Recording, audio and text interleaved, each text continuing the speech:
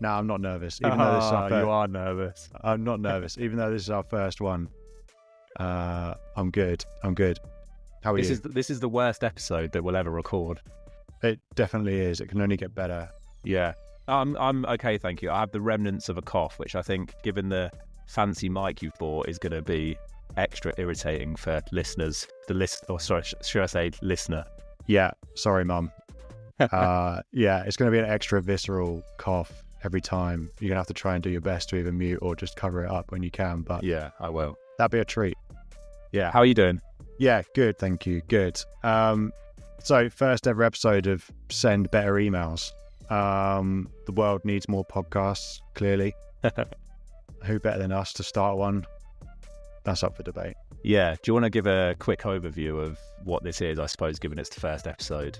Yeah, for sure. So we have a business to run. We want to make as much noise as we can about what we do for people. And we want to offer as much value as we can. And we did a bit of research. And people listen to podcasts, it turns out. They're quite trendy at the moment. So this is us doing that. Hopefully it's interesting. Each one's going to be about 20 minutes, 30 minutes or something like that. Do you reckon, James? Unless we waffle on. Yeah, TBC on that, but that's what we're aiming for.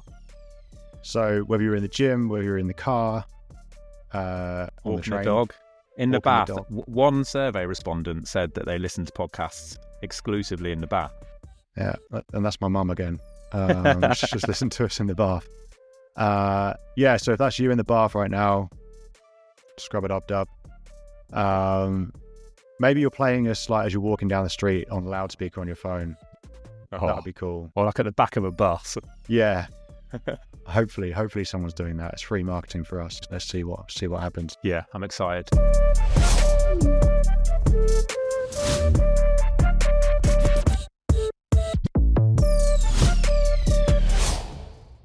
What do you want to talk about today?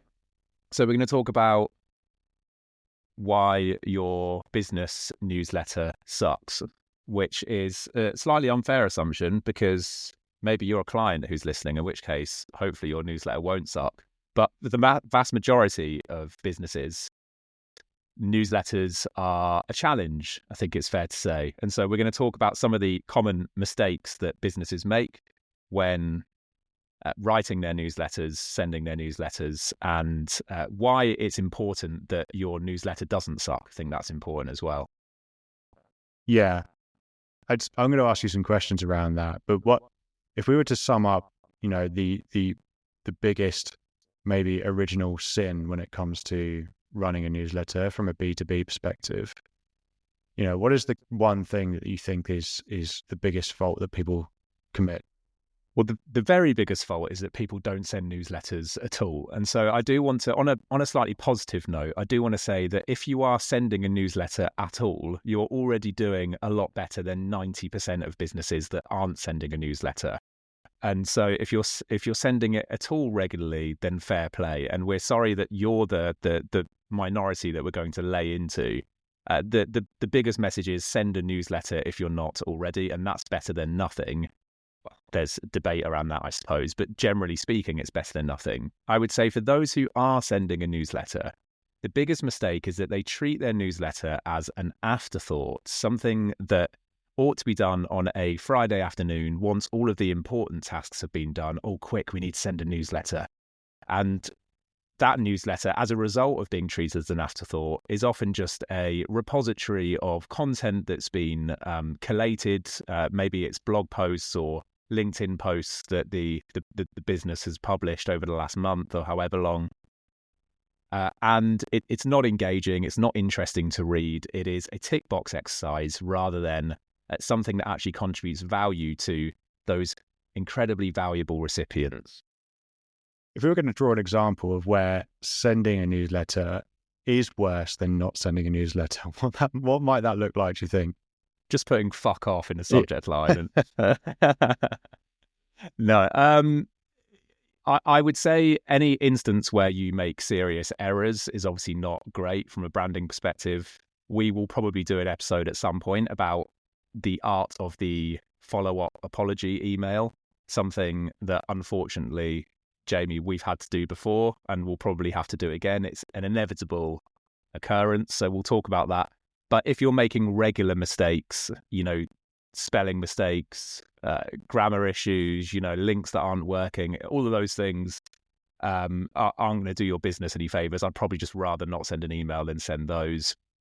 But equally, I would make an argument to take it one step further, that sending something that is completely devoid of any intrigue or interest or value is also damaging for your business. There are countless examples of businesses that have really great brand tone of voice. They have really lovely brand visuals. They are strong brands on every platform other than newsletters. And for some reason, as soon as they send an email, they turn into that sort of boring cookie cutter business that people just don't want to hear from. Yeah, it's weird because when people write for social media, there's often this pressure to exhibit an exciting and interesting tone of voice. But that same kind of pressure isn't there when you write an email. And I don't know why that is, but I think it makes our job easier because we bring that fresh energy, and we're advocates of saying, okay, well, this should be a conversation. There should be a showcase of your really true and authentic tone of voice in a way that perhaps you can't on other platforms because it's more personal, right? And it's an opportunity to write from one person to another, not just from a brand. That's it. You actually have more of a reason to be personality filled in your newsletters. A little behind the curtain, behind the scenes reveal is that when the Inbox Club first started, Jamie, our whole acquisition strategy for a time was subscribing to newsletters simply so that we could reply to them saying, this is boring, let us do it for you. That was sort of our approach. There are so many businesses doing that actually it was quite reliable as a way of generating leads. Yeah, and I remember getting a couple of fuck offs myself when we did send out those emails. I remember one guy calling me a clown because of that, but you roll with it. Okay, so if we think about, because I want to talk a little bit about building an email list, right? Because that's one really important facet. If we're going to talk about why newsletters or some newsletters suck, a lot of that comes from list growth and understanding your audience. Mm. But if we talk about that a little bit later on, instead, let's talk about when you receive an email, when you receive a newsletter from a B2B brand, and it's the archetype of a shit newsletter. What does that look like? Paint the picture for me. Yeah, and I'm going to paint a picture that is something that everyone listening to this podcast will have seen in their inbox. So ordinarily, let's start with the from name, because the from name's really, really important. People sometimes forget the from name. There's a lot of emphasis on the subject line, and no doubt, again, we'll do a specific episode about that very principle. The from name will ordinarily be from the business itself, which isn't necessarily terrible, but what we love to see is a person at the business. There's a lot of literature about how much more powerful it is when you send the email from an individual who works at the business, whether that's the founder of the business or the person in charge of marketing, or even the intern that you hired over the summer, whoever it is. Having a name at the business does wonders for engagement compared to just the business itself, because people don't want to hear from businesses. In a worst case scenario, Jamie, they might not have a business name either. They might just have an email like info@business name, and that could be in the from name section. And that really is not good. That's not going to endear you to anyone. Subject line will be something incredibly generic. Again, I'm not going to talk in too much detail about optimal subject lines in this episode. But one thing that we really want to avoid when we're writing subject lines is genericism, is being like everyone else. Because, of course, when our email lands in the inbox, it sits amongst loads of other emails that they've received that day. So if we're saying anything like a quick question from us or something like that, that's not going to resonate. That's not going to stick out. So the subject line will be boring. That's all I'll say for that for now. Maybe there isn't any preview text, or there is, but it is sort of just an extension of the generic boringness of the subject line.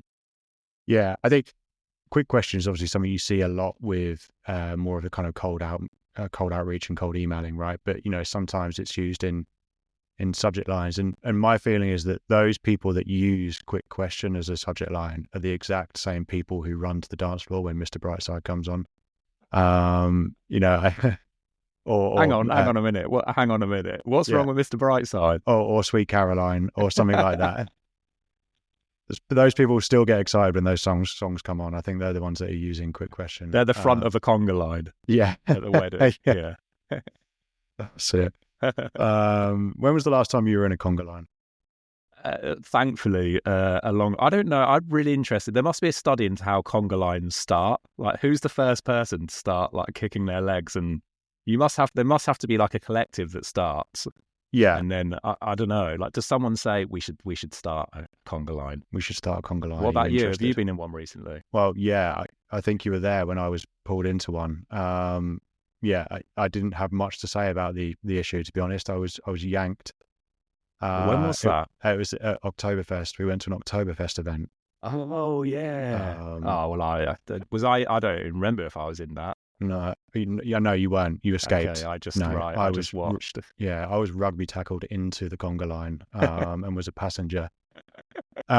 Anyway, so the from name is generic. It might be info at, it might be just the name of the business for this kind of shit newsletter. The subject line is boring. It's generic as well. And the preview text, if it's even there, might be a continuation of boringness. Or it might just be, I've seen some preview text, if you leave it blank, it might be the alt text behind the header image or something. It's something that's just not thought about and not filled out. Yeah. What about the actual email itself? What does that look like? Yeah, so the email itself, I'm actually not going to talk about the design at all, because I think you can have excellent emails that are just plain text and boring looking, and you can have excellent newsletters that are beautifully designed and full of images and colourful and all of that good stuff. So in terms of design, I'm fairly agnostic. What I'm most worried about here is the content.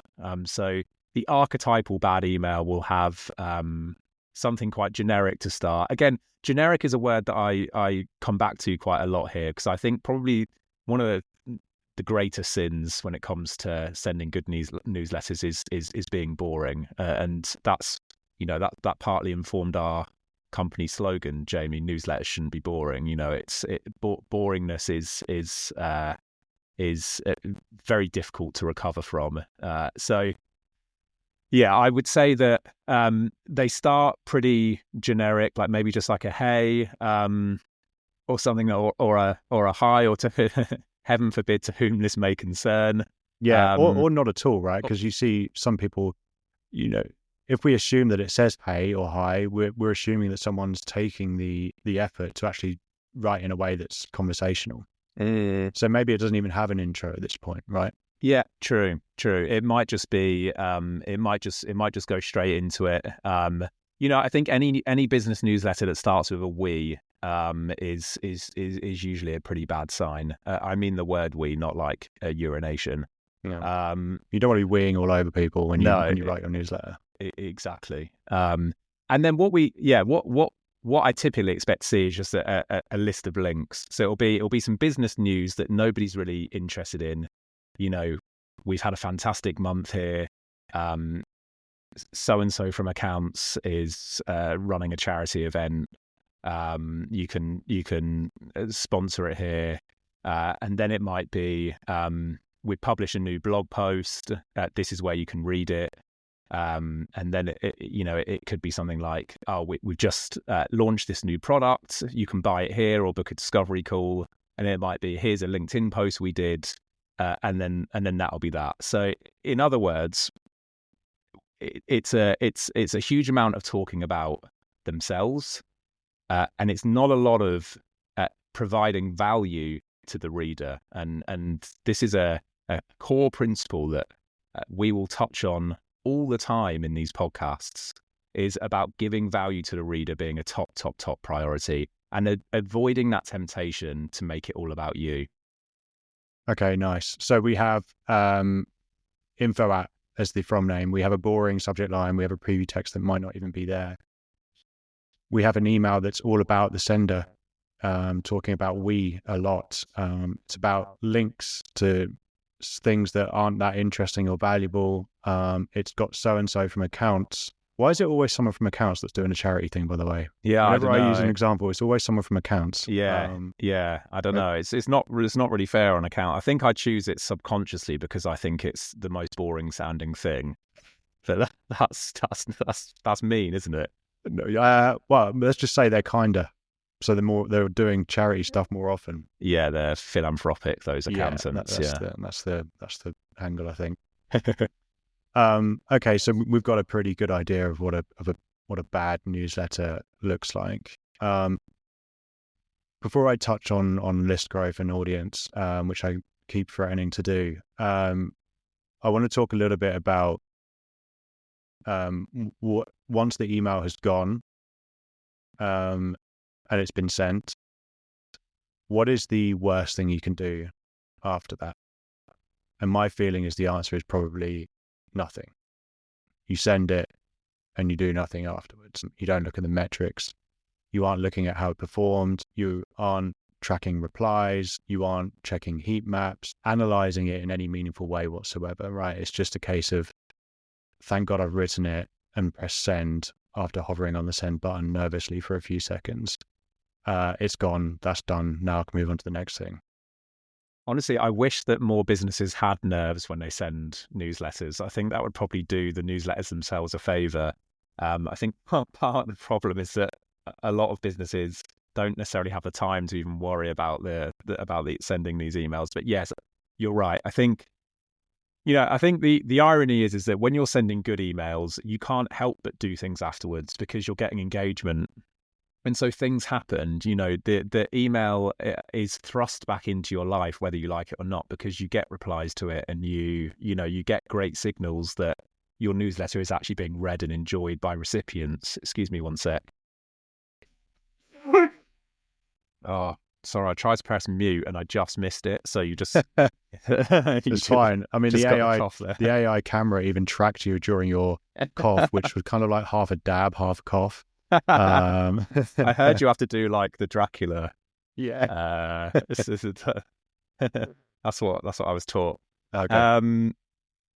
Anyway, where was I? So if you're sending good emails, you will inevitably have follow-up actions to take because people will be replying, hopefully.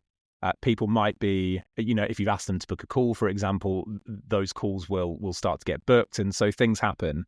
And you can almost feel the consequences of sending a good newsletter. There are signals, and some of those signals are soft signals. Like it might just be that you're at a networking event one day and someone says, "Oh, I really like the newsletters you've been sending," for example. Or it might be hard signals in that the CTA in your newsletter is actually being acted upon. If you're not sending emails that are getting engagement, either because of the content itself or because maybe your list isn't big enough that, the numbers just aren't there to get meaningful engagement, then you still should be going into your email service provider, looking at those metrics and thinking and asking yourself a simple question. Why aren't I getting the signals that I want? Why aren't I getting replies? Why aren't these buttons that I'm inserting into my emails getting clicks? And then comes a whole other topic area, which is testing, and the other word for that here is experimenting. We don't necessarily mean A/B tests, although again that is a topic all in and of itself. But even just experimenting, changing what you've been doing, and this principle applies to any marketing channel as well. If you're on LinkedIn and you're posting content that isn't getting engagement, you don't just continue to post it blindly. Of course, you change it up. The same should apply to your newsletter as well. Change it up a little bit. See what works and what doesn't. Try an emoji in a subject line, for example. Try some personalization. But don't keep doing the same thing. And I think that happens so frequently. People, as you say, Jamie, people say to themselves, well, the email's been sent. I've done that job. Perfect. And that's as far as it goes. And it's such a waste of such a valuable resource. Your email list, I would argue, is one of a business's most valuable resources. And so frequently it's being wasted. Yeah, absolutely. So if we think a little bit about email lists there, because you touched on it just at the end there when you said that it's one of the business's most valuable resources or assets. And there are stats to back that up in terms of what that does to a business's sale price. If it has an engaged email list that's filled with this very specific demographic that's relevant to the business, that can add hundreds of thousands of pounds to a business's sale price, probably, even more perhaps. So if we're running a newsletter that sucks, it goes without saying that not looking after a list, building a list, growing a list, it is part of that, right? If you're not actively seeking to build or grow your email list in a meaningful way, and when I say in a meaningful way, I mean sticking people in there that are relevant to your business, that match your ICP, not doing that is going to be part of your, newsletter sucks strategy, is for want of a better phrase. If we don't want to go into too much detail on this very first episode of Send Better Emails, but if we were to say to someone, okay, well, here's one thing that you can do today that helps to grow your email list in a meaningful way, what would be your top tip there? And I know you might want to pick one from our playbook, perhaps, that we released, which I will quickly plug, which is Build a Shit Hot Email List. It's our playbook about building any high quality email list. What would be your one thing that you would say to people, you should do this today? Well, it was actually going to be download the playbook. So I'm glad you got there first. Now I actually have to think of one. Yeah. I would say if you're starting out, it would be to pull on the levers that are already available to you. So by that, I mean, let's not get too ambitious here. People talk about paying for subscribers or, creating content solely for the purpose of getting subscribers. And all of those things are fantastic and can be done in due course. I would say in the very first instance, there are networks available to you that you can tap into that you probably haven't yet. And going into those networks with the subscribe to my newsletter CTA, it's a very, very soft CTA. No one's going to be offended if you ask them to subscribe to your newsletter. You're not selling them anything unless you're charging for your newsletter, which another conversation. But assuming that it's free, you're not selling them anything. Ask your networks. Go onto your LinkedIn and post about it. Go into that Slack group you're a member of and post about it. Ask the team members who you work with to also post about your business's newsletter. Most businesses are more than just one person. Every staff member probably has a LinkedIn profile, has areas in their professional life in which they are present and contribute to. So ask them to plug the newsletter, make use of those existing networks. And that can be something as proactive as plugging it on LinkedIn, but it can be passive as well. The newsletter should be included in your email signature, for example. It can be added as a CTA to your LinkedIn if you're a premium user of LinkedIn. It can be incorporated in conversations that you're having with prospective clients. If you run an agency, for example, if they're not ready to buy yet, we're all familiar with that 95/5 rule. If they're one of the 95% that aren't ready to buy yet, mention that you have a newsletter that you send every month where you can provide value to them, such that you stay top of mind, such that when they do move into that 5% of people that are ready to buy, you're there, you're in their inbox every month, you're providing value, you're building trust, you're building a relationship with them, and it will make the sale all the more, all the easier to get when you reopen that conversation with them. So yeah, that would be my main piece of advice is that, and Jamie, it touches on something that you mentioned there, which is we don't just want to grow our email list for the sake of growing it. We want high quality subscribers that might one day buy from us in some way or engage with our business in a positive way. And so that means quality over quantity. And as such, we don't need to worry too much, particularly when it's early days, about getting thousands of subscribers onto our list.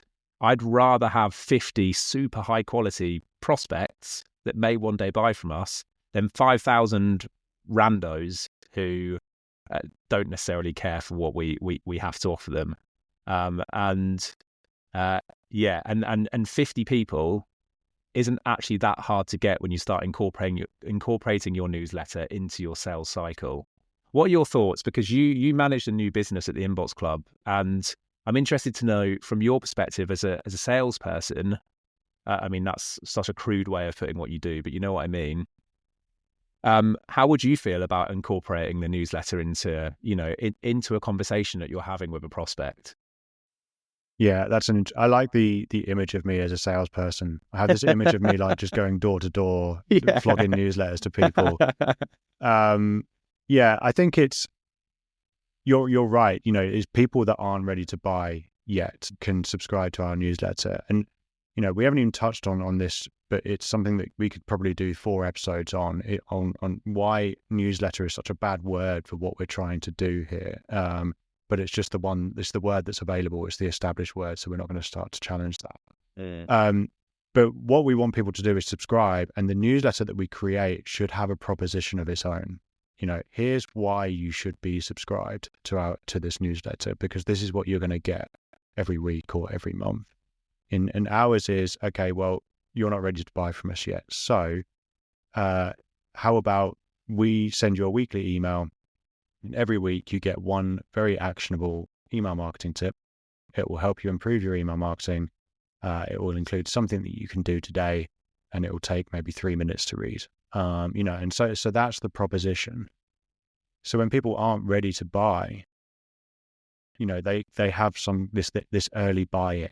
It's this, when I say buy-in, I mean, they invest themselves into your brand, into what you're helping people do.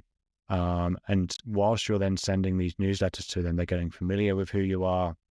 They begin to trust your expertise more. And so it's putting people in your ecosystem so that when they're ready to buy, or they know somebody that's ready to buy, they know where to come. And so that's incredibly valuable. So if we were to just sum up then, because, I think the question I asked was, what one thing can someone do? And then you kind of then gave us a whole plethora of options of what people could do, but under one umbrella. Under one umbrella, yeah. That umbrella is the network that you have, or use the channels that you have available to you already, that you already have traction in, perhaps. So for us, as a newsletter should be, its component part should be the same as what a business is when you're trying to build a business. It's having a positioning statement for your newsletter, and it's about raising awareness about your newsletter and making as much noise about it as possible. Just similarly like it is for our business, we do newsletters, and then the challenge there is for us to talk to as many people and make as much noise about that fact as possible. The newsletter should be the same thing, right? The positioning or the proposition for our newsletter is, you get email marketing tips once a week. It's 3 minutes to read, and you get an action point every week. And then it's about how do we make noise about that and gather this ecosystem. Believe it or not, we've actually nattered on for like 29 minutes or something, which has gone by in a flash. This has definitely been quite a broad and shallow episode, right? It's quite light touch. This is the first one. Hopefully I've pressed record at this point, because if we've just dropped all that gold and we've not even pressed record, that would be heartbreaking. But if we were to say, okay, let's finish up on one hot take each, and that hot take is one thing someone can do to transform their newsletter, or at least improve it and then move the needle today. What is that hot take? If you like, I can go first. You're going to steal the one that I'm going to go for, I think. Okay, how about you go first? So mine would be one hot take. Mine would be to stop thinking of your newsletter as stop putting the emphasis on the news part and start putting it on the letter part. And there was someone very clever whose name evades me, who said that newsletters should be more letter, less news. And so my takeaway for anyone who's still listening at this point, and bless your heart if you are, is focus more on the letter part and less on the news. Stop sharing information about your business and instead focus on, how can I turn this into a piece of content that people are actually going to read? And I think by doing that and that alone, you will find that you get loads more engagement than you used to. Boom. That's James Kirkland's hot take. I think, mine, just write how you talk. I think, nice. I think, it's simple. It was easy. I haven't had to think too hard to come up with that one. No, that's good, man. I like it. Whatever the value is that you're trying to get across in your newsletter, imagine that you're sat opposite the reader in the pub with a pint of something, and you're talking to them about that subject, and you're trying your best to be interesting and make it about that and show some empathy. So I think for me, that's writing how you talk. That's how you can improve your newsletter, and something that a lot of B2B marketers forget to do, especially in email. Preach. Okay, nice. We made it through. So this has been Send Better Emails. What can people expect from future episodes? Yeah, I think we will be deep diving a lot into particular areas of email marketing and writing excellent newsletters, building lists, all of the things that make a great B2B newsletter. So I don't know how frequently we're going to put these out, Jamie, but we generally preach, don't we, to go an inch wide and a mile deep, and we've done the opposite of that in this first episode. So we will be practicing more of what we preach going forward. How frequently are we going to do these? Who knows? You get what you're given, I'm afraid. I like it. I mean, we might do weekly, but James has got clients to write for and I've got clients to get, so it depends on schedules, I guess. I'm pretty sure podcasting best practice is to not commit to a schedule and instead just say you'll get what you're given. I'm fairly sure that's what all the instruction manuals say. Exactly, yeah. And please don't do that for your newsletter. Don't just... Your strategy for newsletter shouldn't be you'll get what you're given. You should have consistency, but that's a topic for another day. Yeah. So we are Jamie and James. We're from the Inbox Club. We're email marketers, and we reckon there's a space for this podcast in the market. There'll be email marketing tips. There'll be shit jokes. Bit banter. Is banter even a word that people use anymore? Is that cool? I don't know. No, I don't think it's ever been cool. No. We'll talk about conga lines sometimes. And if that person is still in the bath after about 32, 33 minutes, it's time to, that must be lukewarm by now. That must be tepid. It'll be like a withered prune. Yeah. Get out of that bath. Thanks for listening, and we'll catch you all next time.